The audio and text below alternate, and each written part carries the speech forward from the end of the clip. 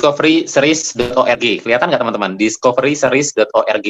Nah, ini ada 2 artikel. Yang satu Holiday of God, The Spring Feast, Hari Raya Israel. Spring itu musim apa? Semi, Spring. kan? Musim semi. Terus ada Hari Raya Allah, Hari Raya musim gugur.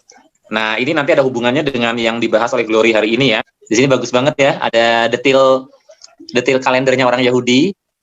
Kalau kalender kita kan Januari, Februari, Maret yang lingkaran hitam itu ya. Kalau orang Yahudi itu ada di situ tuh. Ada apa kayak padanannya di situ. Jadi kalau kayak yang mau kita bahas kan Sukot ya. Sukot itu Tabernakles yang nomor 7. Nomor 7 itu berarti yang bulan Tisri. Nah, tapi ini saya mau tunjukkan bukunya ini supaya teman-teman kalau mau belajar tentang hari raya orang Yahudi, dia jelasin bukletnya pendek banget, singkat banget tentang hari raya orang Yahudi, tapi dari perspektif Kristen gitu, karena kan yang nerbitin RBC Ministry. Dan ini free. Ya, dan ini free. Jadi ini wawasan aja teman-teman ya. Silakan tadi download di discovery.org, dan dia juga punya buku tema-tema lain, baik yang sifatnya biblical, penggalian Alkitab, PA, maupun juga yang sifatnya renungan gitu. Sukot itu bahasa lainnya Hari Raya Tabernakel. Nah, ini yang kedua nih. Nah, ini sekedar saya tunjukkan tuh artikelnya dulu.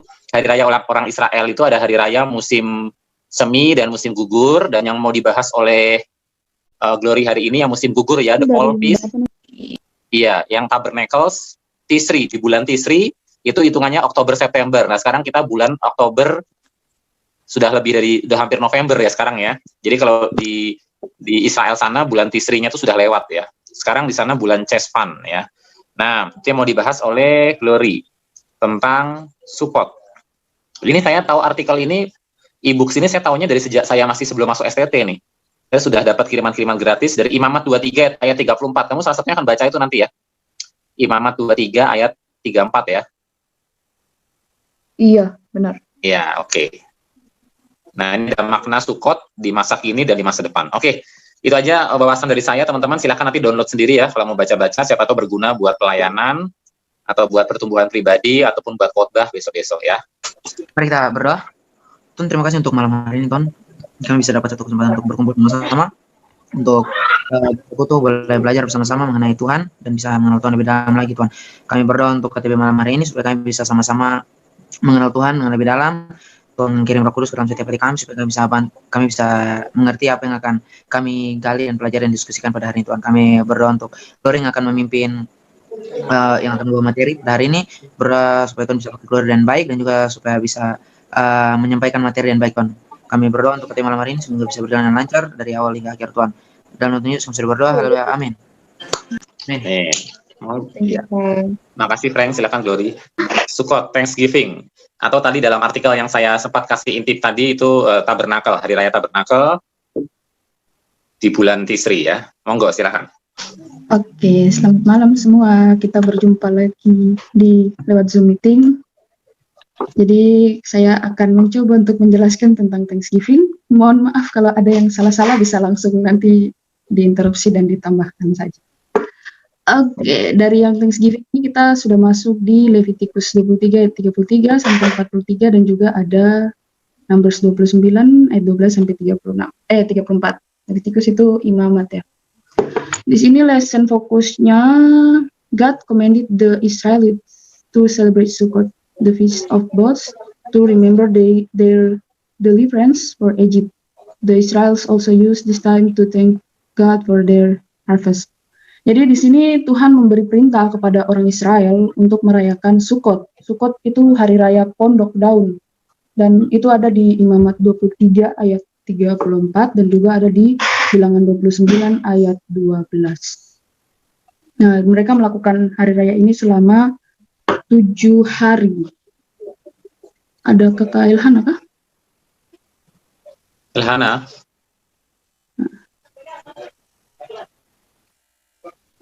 Maksudnya bagaimana? Halo? Ada tidak Ilhana? Untuk Kak Brian baca Imamat 23 ayat 34. Boleh nggak? Imamat 23 ayat 34, katakanlah kepada orang Israel begini, pada hari yang ke-15, bulan yang ke-7 itu ada hari raya pondok daun bagi Tuhan 7 hari lamanya. Ya, masih. Jadi di situ jelas bahwa mereka melakukan hari raya Pondok Daun ini selama 7 hari. Nah, yang pertama, God provides food from the harvest. Waktu mereka merayakan ini, Tuhan memberikan mereka makan dari kebun ya, dari hasil panen. Itu ada di Imamat 23 ayat 40.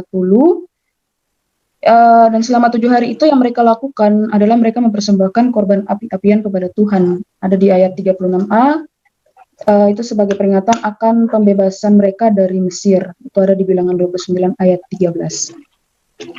Lalu di yang kedua, God provides ways for us to remember what He has done on our behalf. Tuhan menyediakan cara bagi kita untuk mengingat apa yang telah dilakukan atas nama kita.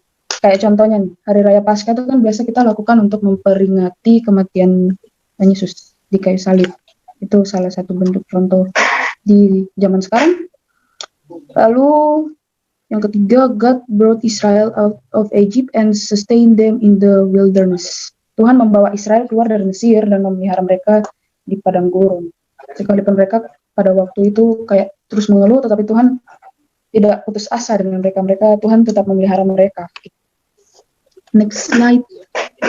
The lesson application ini, it is important that God people set aside time to thank Him. Penting buat umat Allah untuk menyisihkan waktu untuk berterima kasih kepadanya, karena itu kayak suatu penghormatan kita kepada Tuhan gitu, karena Tuhan kasih kita apapun yang kita butuhkan. Yang pertama itu ada poin pertama, we honor God by taking time to acknowledge Him as the source of our food. Kita menghormati Tuhan dengan meluangkan waktu untuk mengakuinya sebagai sumber makanan. Artinya bahwa Tuhan adalah sumber kehidupan, dan tanpa Tuhan kita ini hanya manusia biasa seperti itu. Terus yang poin kedua, we set aside time to remember and to thank God for what He has done for us. Kita harus menyisihkan waktu untuk mengingat dan berterima kasih kepada Tuhan atas apa yang telah Dia lakukan atas kita. Misalnya kita berterima kasih Tuhan bisa kasih kita nafas kehidupan setiap hari, kita masih bisa bernafas, itu semua karena Tuhan. Poin ketiga, we remember and thank God for delivering us out of the slavery of sin. Kita ingat dan berterima kasih juga kepada Tuhan karena telah membebaskan kita dari perbudakan. Perbudakan maksudnya ini kita bebas ya dari dosa karena Tuhan menebus kita di kayu salib dengan darahnya yang mahal. Seperti itu. Oke, sekarang kita masuk di Bible konteksnya. Leviticus is a treatise on how to honor that which is sacred, beginning with the tabernacle. Jadi apa? Risalah. Saya juga bingung bahasa Indonesianya risalah. Tentang menghormati. Jadi imamat ini dia membahas tentang menghormati kesucian seperti itu. Imamat juga merupakan buku yang membahas keseluruhan akan kemurnian dan kesucian orang-orang yang mau masuk ke ruang suci, dan itu atau mereka mau menebus dosa-dosa mereka kah? Kayak gitu mereka gunakan hewan-hewan tertentu yang digunakan sebagai persembahan. So the book also addresses the need for purity and holiness of the people who enter sacred space and the animals that were used for sacrifices. Seperti itu. Terus ada juga di dalam imamat juga dia membahas tentang waktu-waktu sakral seperti Sabat dan festival tahunan, karena ada perintah Tuhan untuk menyisihkan waktu tertentu untuk menghormati Dia. Next slide, Pak. Interpretational issues in the story. Nah, di sini ada 3 poin juga. 7. Itu ada di Imamat 23 34, ayat 36, 39 sampai 42, bisa baca sendiri di rumah. Terus ada Bilangan 29 ayat 12 dan 32. The number 7 had a great significance in the ancient world. Most people groups had not yet adopted a 7-day week as Israel had. The 7-day structure is obvious in the creation account of Genesis 1 and is also significant for temple in inauguration activities. The Sabbath mark of every 7 day. Jadi ini kita kembali menemukan angka 7 di mana merupakan angka penting di dunia kuno, meskipun kebanyakan kelompok yang belum mengadopsi 7 hari seminggu seperti yang dilakukan Israel, tetapi mereka kayak mengikrarkan, tapi kayak mereka menetapkan bahwa hari ke-7 itu adalah hari kudus buat Tuhan, hari mereka beristirahat dan sungguh-sungguh datang kepada Tuhan. Seperti itu. Yang kedua, rest atau istirahat. Whether rest is connected to the Sabbath or to one of the festivals, God commanded His people to set aside their normal work to acknowledge Him as their true provider.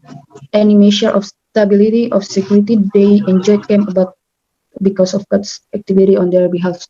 Istirahat juga berkaitan dengan Sabat, karena di sini adalah mereka istirahat bukan istirahat kita tidur, bukan. Yang dimaksud istirahat di sini adalah mereka istirahat dari pekerjaan-pekerjaan normal, seperti misalnya kita anak kuliah, anak sekolah, SMA, kita berhenti dari pembelajaran di sekolah dan kita datang kepada Tuhan untuk sungguh-sungguh beribadah kepada Tuhan. Kita pokoknya membebaskan diri lah dari pekerjaan-pekerjaan normal, seperti itu.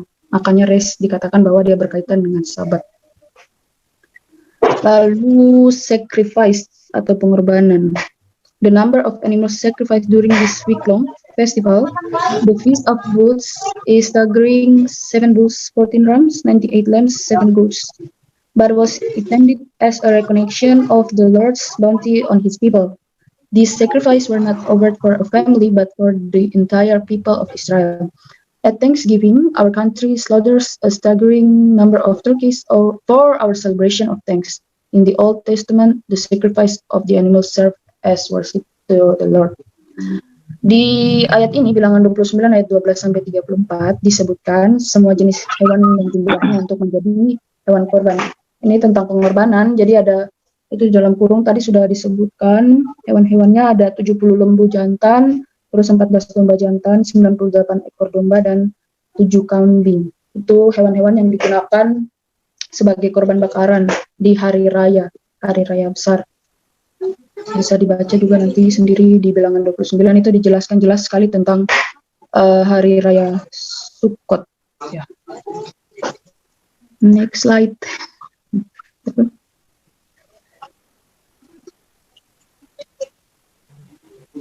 Oke, ini background information. Tadi kalau tidak salah di pembukaan Pak Cahyo sudah bilang ya, ini tentang kalender Israel ya. The scared kalender begin in spring. Dia mulai dari spring, ini musim gugur kalau tidak salah. The month of Nisan.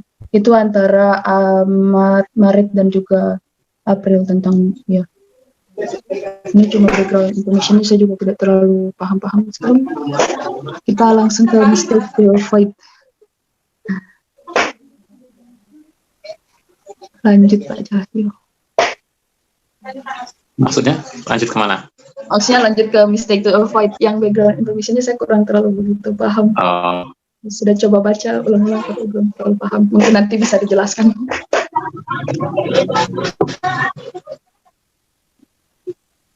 Oke, kita masuk di mistake to avoid. Many times lesson on thankfulness focus on things we have rather than on what God has done. Kadang-kadang kita kayak fokus kepada apa yang kita miliki gitu. While it is true that God is the ultimate source of all we have, we should try to expand students' vision beyond the items themselves to God's role as provider. So, for example, if you have asked, "What are you thankful for?" and someone replies, "Food," attention can be focused on thanking God and that He provides us with food we enjoy eating. Notice that in the Lord's Prayer, Jesus argues us to pray, "Give us this day our daily bread." What God does instead of "thank you for our bread," what we receive. Jadi kayak kita, yang salah di sini adalah kayak kita setiap kali berterima kasih tuh kepada Tuhan, berterima kasih seperti apa yang kita miliki gitu. Kayak di sini di contohnya kayak kita apa yang kita senangi gitu adalah food yang senangi. Apa yang kita sangat terasa terima kasih gitu, baru kita jawab makanan. Sekalipun Tuhan dia adalah penyedia, tetapi kita harus ingat bahwa kita harus memperluas visi kita harus belajar memperluas visi kita untuk melampaui hal-hal seperti itu, menjadi hal-hal yang lebih dari Tuhan sebagai penyedia. Iya, lebih dari itu. Contohnya kayak apa ya? Saya juga itu saja yang bisa saya dapat jelaskan dari Thanksgiving atau Sukkot. Terima kasih. Jika ada pertanyaan silakan, atau mau sharing silakan, waktu dan tempat diberikan. Bulan pertama bulan apa, Pak? Orang Yahudi punya bulan pertama. Nah, bulan pertama tadi di background tadi itu penting sebenarnya. Ya, yang di background yang disampaikan oleh ini ya. Saya bacakan ya. Saya bacakan. Saya juga baru tahu kalender Israel. Umat Israel kuno memiliki a sacred, artinya yang untuk keagamaan ya, dan civil kalender. Jadi kalender sipil, kalender sebagai warga negara, kenegaraan, dan kalender keagamaan. Kalender keagamaan itu mulai di spring dengan bulan Nisan yang sama dengan Maret April, di mana Paskah dirayakan di tengah-tengah dari bulan ini. Jadi hari raya keagamaannya dimulai dengan Paskah, Passover itu ya, bulan Nisan. Kemudian kalau kalender sipilnya dimulai di bulan Tisri, disebut dengan 7 bulan. Bulan ke-7, bulan ke-7. Benar nggak ya? 7th month, ya bulan ke-7 ya. Itu sama dengan September, Oktober. Jadi kita tahu bahwa kalender sipil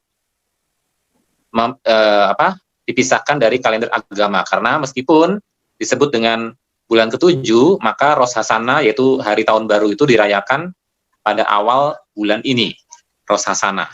Rosh Hashanah tadi yang ini ya, Rosh Hashanah itu tadi yang trumpet tadi, yang polpis yang di sebelah kiri dari layar kita tuh.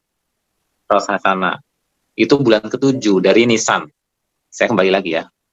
Kalender orang Israel kuno adalah kalender bulan berdasarkan peredaran bulan, dan masing-masing bulan itu diawali dengan penampakan bulan baru. Setiap beberapa tahun kalender bulan itu di-adjust, diselaraskan untuk diharmoniskan dengan kalender matahari.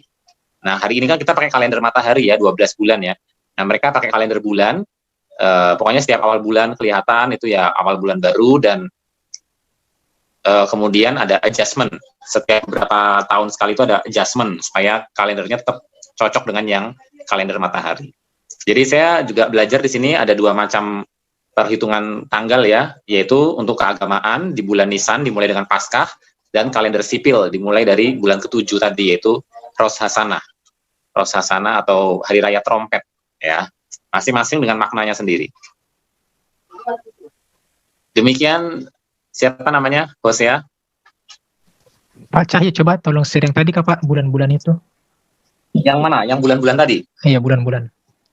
Oh itu Pak, cuman saya bingung nama-namanya. Memastikan. Iya. Iya. Di booklet dibilang Sukkot atau Thanksgiving. Kalau bahasa Inggris Pondok Daun. Saya coba lihat kalau bahasa Inggris di sini dibilang Tabernacles. Iya. Betul, Tabernacle karena mereka bikin pondok-pondok kan, kemah-kemah. Oh iya betul. Makanya Tabernacles-nya pakai S di belakangnya tuh, Tabernacles kan ada S-nya di belakang tuh. Karena jamak. Jadi mereka mereka selama 7 hari itu tinggal di tenda-tenda, di kemah-kemah, bikin pondok-pondok pakai daun. Pondok-pondok pakai daun. Oh iya, ini tadi untuk memperingati apa lagi Pak? Glory? Ada dua. Satu memperingati perjalanan mereka dipelihara oleh Tuhan di padang gurun. Kan mereka di padang gurun kan perjalanannya pakai tenda-tenda kan. Mereka hidupnya tuh pakai kemah-kemah, tenda-tenda gitu. Yang bongkar pasang gitu. Nah, yang kedua, memperingati ketika mereka sudah masuk tanah perjanjian, memperingati pemeliharaan Tuhan lewat hasil bumi yang melimpah gitu. Jadi kalau yang satu, yang sebelum masuk tanah perjanjian itu untuk memperingati jadi maknanya itu ada 2. Yang satu untuk memperingati pemeliharaan Tuhan selama di padang gurun, dan makna kedua untuk memperingati pemeliharaan Allah di tanah perjanjian dengan hasil bumi yang melimpah. Gitu. Itu maknanya. Oh iya betul Pak. Zaman itu mereka ada rayakan Pentakosta atau tidak ya? Belum dah. Di mana? Ada. Mereka punya hari raya Pentakosta nih, hari raya Pentakosta bulan Sivan. Bukan, maksudnya zaman pada zaman itu. Kan Pentakosta di bulan Sivan itu yang di zaman Israel kuno itu kan memperingati turunnya firman Allah kepada Musa di Gunung Sinai. Makanya kamu lihat tuh, di Spring Feast kan ada Passover. Passover tuh Paskah, memperingati keluar dari Mesir kan. Kemudian roti tidak beragi, memperingati ketika anak sulung Mesir itu dibunuh, itu mati. Kemudian ada buah sulung, kemudian perjalanan ada Pentakos. Ya, itu bertepatan dengan perjalanan orang Israel keluar dari Mesir pas menerima firman Tuhan. Jadi benar, berarti saya benar Pak ya? Benar ya? Betul ya? Ya, soalnya nanti peristiwa-peristiwa ini dikaitkan dengan peristiwanya yang di Perjanjian Baru, teman-teman, yang kisah para rasul itu. Yang di kisah para rasul itu kan ada Pentakosta. Nah, Pentakosta di situ kan memperingati turunnya Roh Kudus. Jadi kalau di Israel kuno, Pentakostanya itu memperingati turunnya firman Allah kepada Musa di Gunung Sinai. Nah, kalau di Perjanjian Baru, Pentakostanya itu memperingati firman Roh Kudus turun dicurahkan. Ya itu kan menjadi penggenapan Perjanjian Baru dari Yeremia 31 ya, di mana firman Allah itu diukir dalam hati umat gitu ya, dengan keberadaan Roh Kudus itu yang dicurahkan itu. Jadi itu yang saya pernah pelajari sih. Kemudian dari Pentakosta itu kan ada ucapan syukur. Kalau di Israel kuno ucapan syukur atas hasil panen ya. Nah, kalau di Pentakosta Perjanjian Baru, panennya itu bentuknya 3.000 jiwa. Ketika Petrus itu berkhotbah di hari Pentakosta, menyampaikan firman Allah, menyampaikan berita Injil kepada orang-orang yang ada di Yerusalem. Nah, bentuk panennya itu jiwa-jiwa, 3.000 jiwa bertobat kan waktu peristiwa Pentakosta itu. Nah, itu apa ya? Mungkin kalau dalam bahasa teologi ya semacam alusi gitu. Jadi apa yang terjadi di Perjanjian Lama itu teralusikan di Perjanjian Baru lewat peristiwa Pentakosta dengan turunnya Roh Kudus dan panen jiwa-jiwa. Ya, kalau saya sangat terkesan dengan aplikasinya tadi ya, aplikasinya selain dengan background ini ya, aplikasinya nih mengingatkan kalimat begini nih. Tapi teman-teman terserah ya, bisa setuju nggak setuju ya, kalimat di buku ini bilang begini. Pelajaran kali ini mengajak kita untuk bersyukur pada hal-hal ya, apa yang Allah sudah kerjakan, bukan sekedar bersyukur fokusnya tuh pada berkatnya, tapi pada apa yang Allah kerjakan sehingga menghasilkan berkat itu. Ya, kasih contoh begini, itu doa Bapa kami mengatakan, berikan pada kami hari ini makanan kami yang secukupnya. Jadi fokusnya adalah pada apa yang Allah kerjakan, apa yang Allah lakukan, yaitu menyediakan atau memelihara, ketimbang berdoa, Tuhan terima kasih untuk roti hari ini. Jadi terima kasih untuk roti kami ya. Yaitu fokusnya pada apa yang kita terima ya. Jadi kalau dalam doa Bapa kami itu, Bapa berikanlah kepada kami hari ini makanan kami yang secukupnya. Jadi fokusnya pada kata berikanlah itu loh, kata kerja ya, berikanlah itu kata kerja, artinya apa yang Allah kerjakan ya, bukan fokus pada rotinya tapi pada apa yang Allah kerjakan. Tapi dalam artikel ini juga ditekankan bukan berarti kalau kita mengucap syukur untuk berkat-berkat Tuhan salah, bukan berarti begitu ya. Mengucap syukur untuk berkat-berkatnya juga boleh, cuma coba fokus juga atau jangan lupakan juga akan apa yang Allah sudah kerjakan untuk menyediakan berkat itu. Misalnya kalau saya punya istri ya, berarti fokus saya bukan Tuhan terima kasih untuk istri saya, bukan hanya itu begitu ya, tapi terima kasih karena Tuhan sudah mempertemukan aku dengan pasanganku yang satu ini, misalnya begitu ya. Jadi fokusnya bukan hanya pada berkatnya, meskipun itu nggak salah, tapi fokus pula pada karakter Allah, bagaimana Allah mengerjakan sesuatu sehingga berkat itu kita terima, begitu ya. Nah, teman-teman, itu sih yang pelajaran yang cukup berkesan buat saya diingatkan lagi tentang bagaimana sih saya mengucap syukur, begitu. Nah, itu yang saya sangat diberkati ya. Saya hari-hari ini belajar juga untuk belajar bersyukur untuk segala hal, termasuk masalah pergumulan, tantangan, cobaan yang saya alami. Saya mencoba untuk bersyukur bukan karena pencobaannya, tapi karena Allah mengizinkan untuk saya belajar banyak, gitu ya. Allah mengizinkan untuk saya mengevaluasi diri. Jadi kata mengizinkan itu loh, jadi Allah yang mengizinkan saya untuk, atau menguatkan saya untuk bisa berefleksi, misalnya begitu ya. Berarti fokusnya lebih kayak pada karakter Allah. Iya, pada karakter Allah, pada apa yang Allah kerjakan. Dan itu menarik ya, kalau di Alkitab kan karakter Allah itu bukan karakter yang statis gitu. Allah kita kan Allah yang dinamis, yang selalu bekerja gitu loh. Ya. Contoh dari kata Yahweh itu kan menunjukkan bahwa dia adalah maksudnya Allah yang selalu bekerja gitu loh. Harus ada predikatnya gitu, dia adalah apa begitu. Allah yang selalu bekerja. Itu sih menarik kalau buat saya ya, karena saya selama ini kan seringkali meskipun nggak salah ya, tapi saya seringkali itu fokusnya hanya pada berkatnya gitu. Terima kasih untuk ini, untuk kesehatan, untuk apa gitu. Tapi kadang-kadang saya lupa, Tuhan terima kasih untuk cara Tuhan mengingatkan saya bagaimana hidup sehat misalnya gitu kan. Misalnya terima kasih untuk Tuhan menghadirkan orang-orang di sekitar saya yang menegur saya misalnya gitu. Tapi waktu baca ini tadi, ya memang betul ya Pak. Dari kita sering mengharapkan apa yang Tuhan beri. kita melihat tangan Tuhan pegang apa daripada diri Tuhan sendiri yang hadir bersama kita. Dia buat banyak hal. Jadi ucapan syukur sebetulnya kepada Tuhan, bilang terima kasih, memperhatikan dia punya perasaan, apa yang dia buat daripada hasil atau barang yang dia punya. Memang dia penyedia segala sesuatu. Jadi tadinya memang waktu saya baca Mistakes to Avoid tadi, ini bedanya apa? Orang? Kita bersyukur untuk apa yang kita terima, dibedakan dengan apa yang Tuhan buat. Yang kita terima semua Tuhan buat. Oh, doain teman aja. Tapi ya kita relationship dengan Tuhan, ya kalau dibandingkan dengan yang paling awal, bagian awal itu apa namanya? Aplikasinya itu memang lebih jelas. Kita menghargai Tuhan, mengambil waktu untuk Tuhan. Kita sediakan waktu untuk mengingat perbuatan Tuhan atau mengingat Tuhan, diri Tuhan.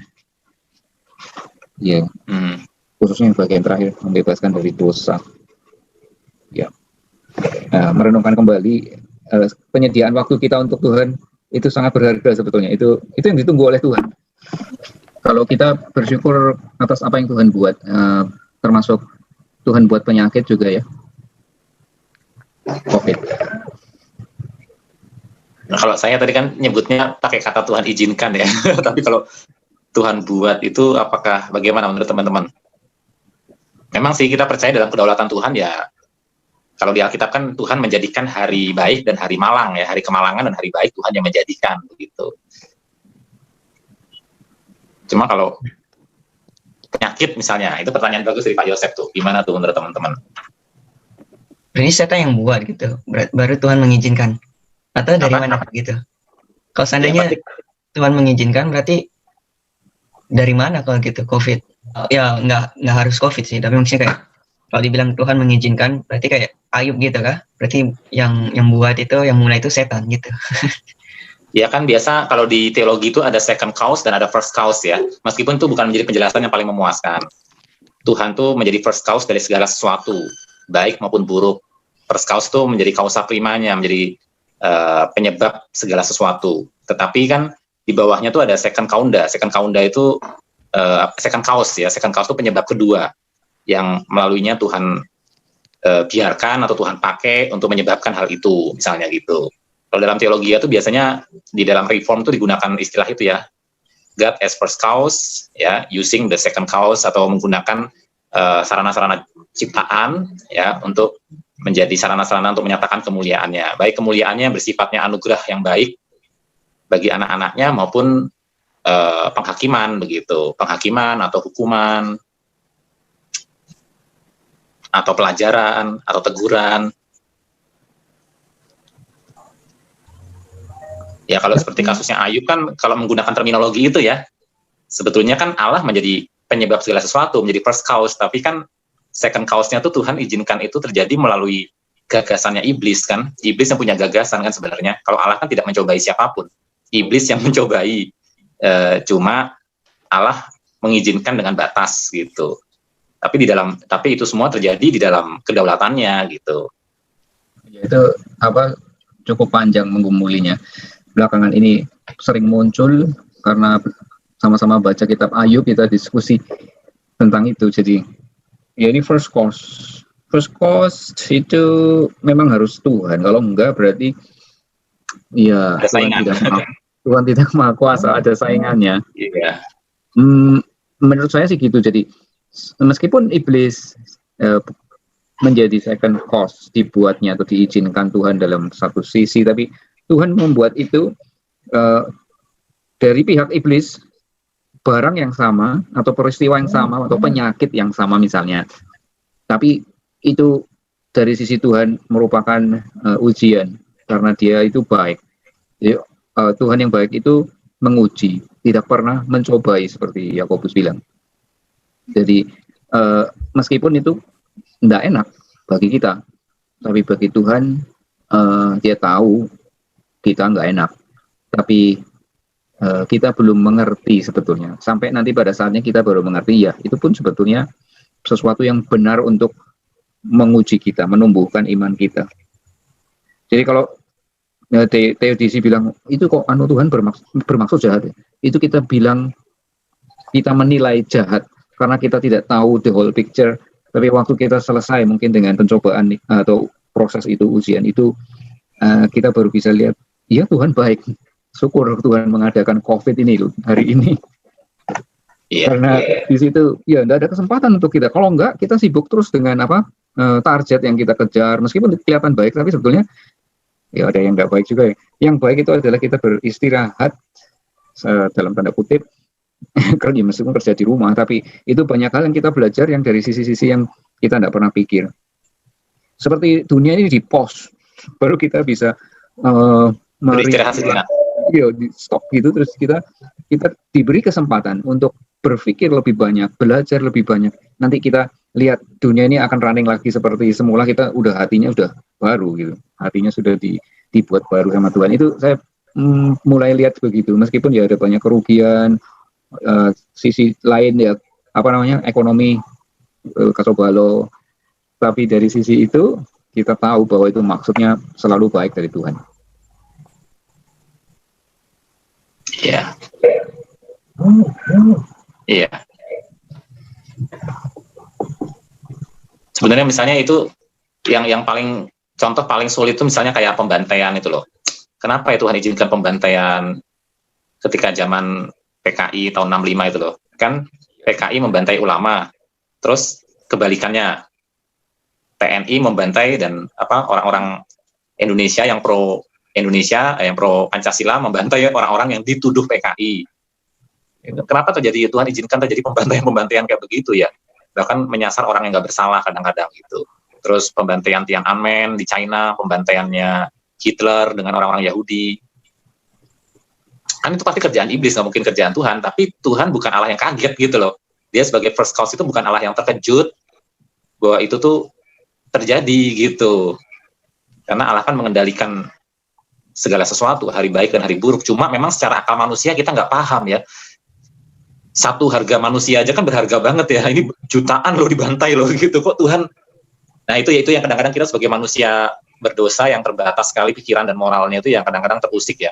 Padahal kita sendiri kalau bikin dosa sama Tuhan kan kita kadang-kadang nggak merasa terusik ya. Tapi kalau Tuhan dalam tanda kutip kelihatan salah secara standar moral kita udah terusik. Padahal moral kita lebih jelek dari Tuhan gitu loh. Sedangkan dia moralnya sempurna gitu. Nah kita yang moralnya nggak sempurna ini kadang-kadang sudah cepat sekali menghakimi Tuhan. Jadi sok tahu. Iya. Apakah kalau gitu kita nggak boleh protes sama Tuhan apapun, kita nggak boleh nanya? Karena kita ini orang yang pasti Ayub kan protes Pak. Kalau menurut saya Ayub kan sendiri kan protes toh. Betul. Pemazmur juga memperlihatkan protes-protes senada sebagai sesuatu yang alamiah ya, ketika orang sebagai manusia tuh harus berhadapan dengan pencobaan yang kadang-kadang dia rasa melampaui yang dia pernah sanggup pikirkan gitu loh. Bisa nggak kita protes tapi nggak berdosa? Protes yang nggak berdosa. Kalau kita mengerti, kita tidak akan protes. Jadi waktu di dalam proses yang sulit itu,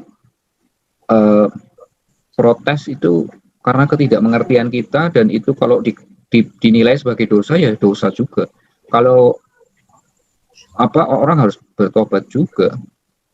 Iya, Ayub sendiri kan bertobat akhirnya toh Pak. Iya, harus. Ayub sendiri kan bertobat, aku mengatakan yang aku tidak ketahui begitu. Iya, iya. Cuma ya itu seolah-olah Allah tuh mengizinkan untuk umatnya tuh berdialog gitu loh. Berargumentasi lah gila. Seolah-olah Tuhan kasih semacam ruangan untuk ayo argumentasi sama saya gitu. Kemudian si Ayub kan protes ya, tapi ya itu akhirnya dia sendiri kan bertobat mohon ampun gitu, karena waktu Tuhan tantang untuk melihat hikmatnya lewat ciptaan Behemoth, terus binatang-binatang yang besar-besar itu, Ayub akhirnya sadar gitu. Itu guruku Old Testament Survey, dia bilang waktu kita pelajari Ayub, dia bilang Job didn't suffer because he sinned, but because he suffered Job's sin. Jadi bukan karena Ayub berdosa makanya dia menderita, tapi karena waktu dia menderita dia jadi berdosa karena dia kayak sombong. Saya kan nggak pernah berdosa. Terus dia kayak komplain ke Tuhan. Baru Tuhan bilang, siapa kamu? Ya dia membela diri ya. Tapi memang kalau kita baca isi komplainnya Ayub ya, saya rasa sih kita nih jauh di bawah Ayub memang. Kan dia tuh waktu membela diri di hadapan Tuhan kan dia mengungkapkan betapa tingginya standar moralnya kan. Aku tidak memperhatikan anak darah dan segala macam begitu, betapa tingginya moralnya, bahkan termasuk motivasi hatinya gitu loh. Anaknya habis pesta, dia mendoakan besoknya gitu kan. Memang secara standar moral tuh memang dia tinggi banget gitu. Tapi ya itulah, di mata Tuhan kamu ini nggak tahu apa-apa begitu.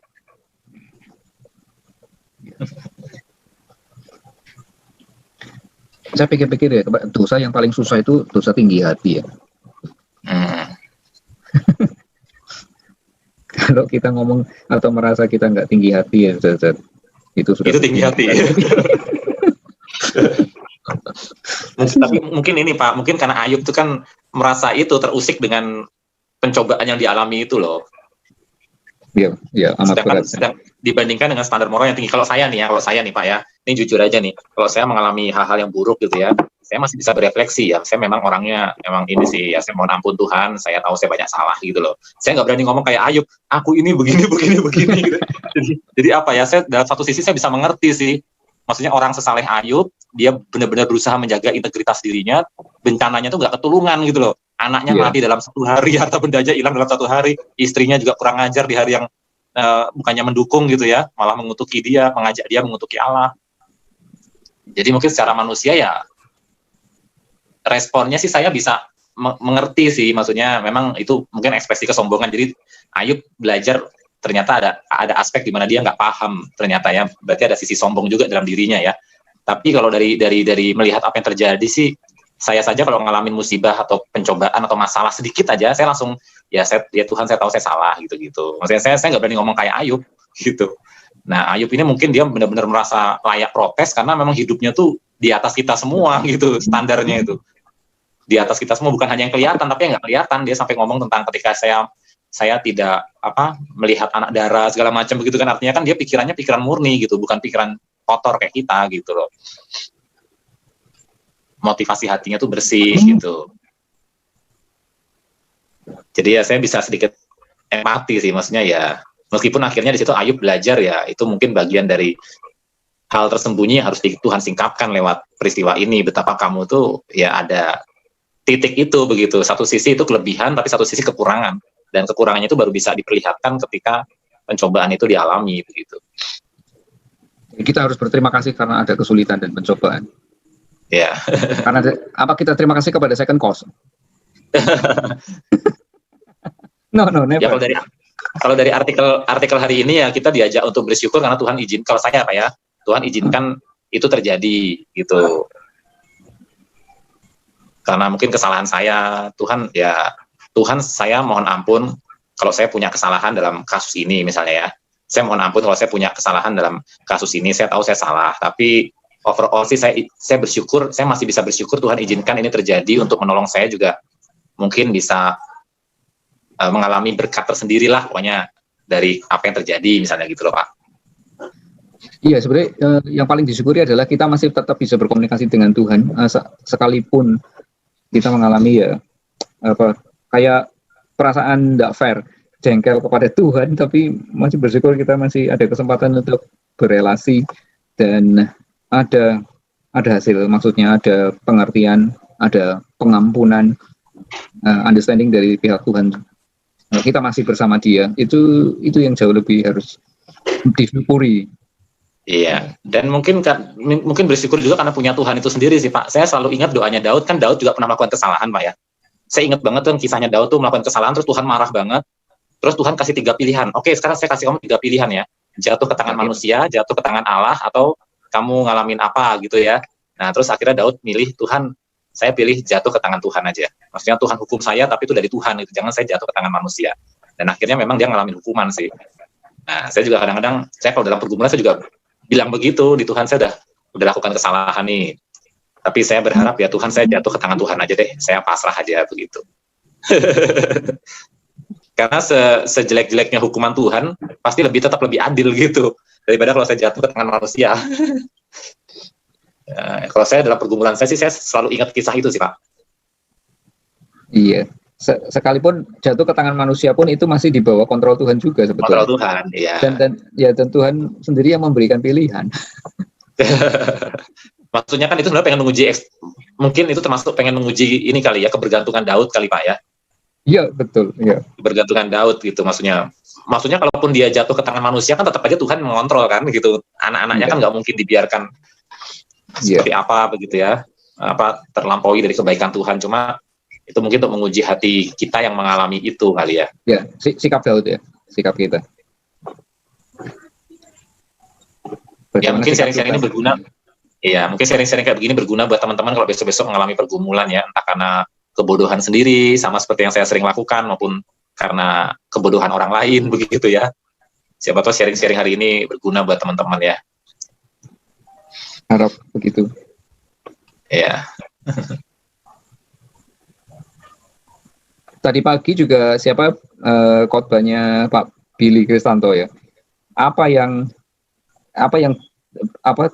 tidak berasal dari Tuhan? Kan tidak ada. Apa ada yang tidak berasal dari Tuhan? Ya tidak ada, itu kalimat retoris. Tapi katanya Kempis bilang ada satu yang tidak berasal dari Tuhan. Apa? Dosa. Ingat nggak? Iya, dosa. Dosa itu bukan dari Tuhan. Iya. Siapa yang ngomong Pak? Thomas Kempis. Oh, Thomas A. Kempis ya. Ya, tadi yang Pak sebut tadi juga. Iya. Ya sama ini loh Pak, pernah salah satu penginjil di kami juga mengingatkan kan, Tuhan sanggup melakukan segala sesuatu, tapi ada satu yang Tuhan nggak sanggup loh. Apa ya, bikin dosa atau melakukan sesuatu yang bertentangan dengan karakternya gitu. Itu tuh Tuhan pasti nggak bisa lakukan itu. Kan kita sering mengatakan ya, Allah Engkau sanggup melakukan segala perkara, tidak ada yang mustahil bagimu. Nah di Alkitab tuh jelas-jelas dikatakan ada loh yang mustahil bagi Tuhan. Mustahil Tuhan tuh bersikap tidak adil. Mustahil Tuhan bersikap tidak benar atau menyalahi karakternya sendiri gitu. Salah satunya itu tidak mungkin Tuhan menciptakan batu yang tidak mungkin Tuhan sendiri tidak bisa angkat, karena itu menyalahi karakternya kan. Kita mengalami Tuhan nyiptain batu kayak begitu. Kenapa? Tapi kita mengalami kesulitan ketika itu bersentuhan dengan moral, misalnya membunuh atau yaitu bikin penyakit atau apa. Ya, mana mungkin Tuhan yang tidak adil kok bikin Tuhan yang adil kan bikin yang membunuh kan selalu tidak adil ya? Atau gimana gitu. Tapi itu di luar kita punya kemampuan berpikir. Betul. Tapi kadang-kadang kita perlu lihat begini juga sih Pak. Kalau soal hidup dan mati itu kan Tuhan pemiliknya ya sebenarnya ya. Artinya kan dia sebenarnya berhak melakukan apa saja untuk kita gitu. Sebenarnya. Ya termasuk yang kasus-kasus orang Kanaan itu loh, orang Kanaan, orang apa gitu, yang bangsa-bangsa yang dikhususkan untuk Tuhan punahkan itu. Ya. Kan secara moral modern kan itu mengusik kita ya, apalagi di masa-masa hak asasi manusia kan, itu kan mengusik banget gitu. Iya, dan sepertinya itu bertentangan dengan karakternya. Dia mengasihi setiap bangsa, dia bilang semua bangsa aku cinta, tetapi ini saya habiskan nih semua. Tapi ada ulasan menarik loh Pak, ini salah satu ulasan menarik ya, tapi teman-teman bisa setuju nggak setuju. Dia ulasannya bilang begini, kenapa Tuhan izinkan bayi-bayi di Kanaan itu dibinasakan, termasuk sampai bayi-bayinya gitu loh. Nah, ulasannya itu ngomong begini, justru itu menunjukkan cinta kasih Tuhan, pertama-tama supaya bayi-bayi itu tidak tumbuh di dalam satu kondisi tanpa orang tua, kemudian mengalami satu lingkaran dendam, lingkaran keberdosaan dalam bentuk dendam, kemudian terjadi pembalasan dan sebagainya. Jadi salah satu alasan, ini cuma salah satu ya, ada beberapa alasan lain, salah satu alasan kenapa Tuhan izinkan bahkan bayi-bayi pun dibinasakan, itu menjadi salah satu bentuk kasih sayang Tuhan kepada bayi-bayi itu gitu. Kepada bayi-bayi itu. Nah itu teman-teman bisa setuju, bisa nggak setuju sih. Tapi itu salah satu cara orang untuk mencoba untuk membela karakter Tuhan, bahwa Tuhan itu pasti tetap adil gitu. Bahkan di dalam keputusannya memunahkan bangsa-bangsa tersebut. Nah bagaimana dengan bayi-bayi? Bayi-bayi kan nggak berdosa, kenapa ikut dibinasakan? Nah itu salah satu pembelaannya begitu. Nah itu justru bentuk kasih sayang Tuhan. Nah sebenarnya kalau teman-teman ingat kisah dalam kitab Raja-Raja kan ada juga begitu ya teman-teman ya. Dalam kitab Raja-Raja itu ada satu raja yang jahat banget, kemudian seluruh keluarganya tuh dipunahkan sama seluruh keluarganya tuh jahat begitu ya. Tapi ada satu anak keturunan yang Tuhan matikan gitu. Tapi ada catatan di dalam kitab Raja-Raja tuh Tuhan matikan dia, dan dia tuh termasuk anak yang paling di mata Tuhan tuh termasuk yang baik gitu. Tapi Tuhan matikan. Justru yang baik yang Tuhan matikan begitu. Itu ada dalam kisah sejarah raja-raja Israel Dari seluruh anggota keluarga tuh Tuhan hanya temukan yang baik itu pada anak ini, tapi anak ini justru dimatikan sama Tuhan. Jadi kemudian saya jadi belajar, oh gitu ya, cara Tuhan bekerja tuh kematian tuh tidak selalu tidak baik gitu. Kematian itu justru cara Tuhan menunjukkan kasih sayang, karena seluruh keluarganya kan jahat semua, berdosa semua begitu. Seluruh keluarganya tuh berdosa semua. Nah, anak ini yang di mata Tuhan tuh justru yang Tuhan lihat tuh apa ya, banyak hal baik Tuhan lihat dari dia, justru dimatikan sama Tuhan. Tuhan izinkan mati. Gimana tuh Pak, kasus seperti itu? Atau saya salah menyimpulkan ya? Saya bisa juga, kita terbatas. Juga ini apa namanya? Siapa ya? Henok. Henok bergaul dengan Tuhan kalau dia tidak ada lagi. Iya. Iya. Karena kan konsepnya begini teman-teman, zaman dulu kan kita ingat ya di perjanjian lama itu kan Tuhan menjatuhkan hukuman itu kepada orang berdosa itu kepada 4 keturunan. Nah kan kita sempat bertanya-tanya ya, apa maksudnya 4 keturunan gitu. Nah maksudnya ternyata tuh maksudnya begini. Dalam satu generasi itu dalam satu kemah, orang zaman dulu kan umurnya panjang-panjang ya. Dalam satu kemah tuh ada 4 generasi tinggal di situ. Jadi ada kakeknya, orang tuanya, anaknya, terus cucunya. Nah, jadi kenapa Tuhan musnahkan 4 generasi? Karena tinggal dalam satu komplek kemah gitu ya. Satu berdosa, semua berdosa karena saling meneladani kan. Jadi saling terlibat gitu. Jadi 4 generasi dimusnahkan. Nah, itu ada penafsir yang mengatakan itu maksudnya dengan 4 generasi. Karena orang zaman dulu hidupnya panjang-panjang, dalam satu masa hidup itu bisa ada 4 generasi gitu. Nah, itu habis semua gitu. Ya. Jadi kehidupan zaman dulu tuh saling mempengaruhi, ada semangat kolektivisme begitu kali ya. Semangat kolektivisme, satu berdosa tuh berdampak kepada yang lain. Ya itu memang kekuatan keteladanan ya, nonton meniru satu rumah ya. Iya. Ya. Kalau bayi mati berarti masuk mana itu Pak? Neraka atau surga? Kalau doktrin reform ya masuk surga. Semua reform gitu Pak atau? Iya. Meskipun orang reform tradisional ya. Reform tradisional tuh anak-anak bayi itu diselamatkan gitu. Karena gini, karena kan mereka naturnya berdosa ya. Mereka natur orang berdosa, tapi salah satu argumentasinya ya. Tetapi dalam penghakiman Tuhan, dosa itu dilihat di dalam dosa ini. Salah satunya tuh kan kalau kita ingat ya, di perjanjian baru contoh Yesus, penghakiman Tuhan itu kan jatuhnya tuh juga memperhitungkan itu loh, perbuatan mereka gitu loh. Kamu fasik, kamu jahat. Orang di dalam kitab Galatia yang orang cabul, orang kafir, penyembah berhala, pemabuk, tidak masuk dalam kerajaan Allah. Jadi dalam penghakiman Tuhan itu dosa itu diperhitungkan dalam konteks ininya aktualisasinya. Bukan sekedar potensi, tapi benar-benar sudah teraktualkan. Nah, itu satu argumentasinya ya. Itu bukunya tipis banget kok, terbitan Momentum kok. Jadi memang setiap bayi itu dikandung dalam dosa, naturnya berdosa. Ya, bayi-bayi itu adalah statusnya orang berdosa begitu. Tapi mereka belum menjadi dosa yang teraktualkan untuk masuk hitungan penghakiman Tuhan, karena kan Tuhan menghakimi orang berdasarkan perbuatannya juga begitu. Nah, itu tuh belum teraktualkan. Nah, itu salah satu argumentasi yang saya pahami dalam buku itu ya, kecuali kalau saya salah menangkap ya. Nah, jadi setiap anak bayi itu ada anugerah Allah sehingga mereka diselamatkan. Itu memberi penghiburan bagi orang tua Kristen yang kehilangan anak bayinya. Tapi itu doktrin tradisional ya. Kalau bagi saya pribadi sih konsep saya ya tetap Tuhan melihat siapa yang menjadi milik kepunyaannya yang kita nggak tahu ya. Ya bisa aja dari antara bayi-bayi itu ada yang Tuhan lihat milik kepunyaannya, ya itu diselamatkan gitu. Yang tidak ya saya nggak tahu. Cuma secara overall sih kalau doktrin reform sih memahami bayi itu diselamatkan. Ya, saya nggak tahu kalau di dalam teologi reform sendiri ada perkembangan pandangan lain, saya nggak tahu. Jadi itu sebetulnya untuk memberi semacam penghiburan bagi orang tua Kristen yang kehilangan anak-anaknya gitu.